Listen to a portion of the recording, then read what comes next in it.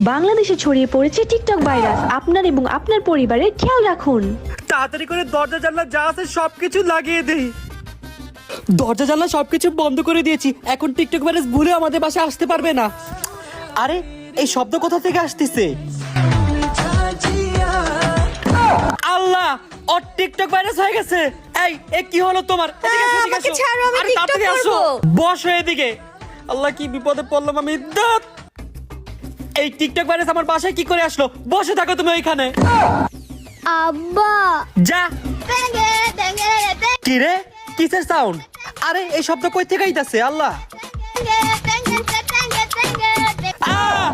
তোরও TikTok virus হয়ে গেছে।